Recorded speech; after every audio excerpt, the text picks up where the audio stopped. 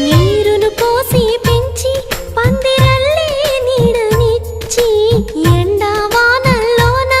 ఆదరించే తోటమాలి ఆ పువ్వుకి తోడు ఉండగా దేవుడు వేరే లేడు కదా తోటమాలి పువ్వుకి దేవుడుగా మాలికి పువ్వుకి మధ్య నానుబంధం ఎన్నడు వాడదుగా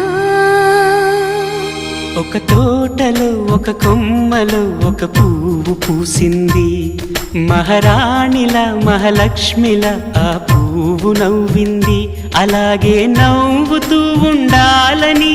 నింగి నేల వాగు వంక చెట్టు చేమ గువ్వ గూడు ఆశీర్వదించాయి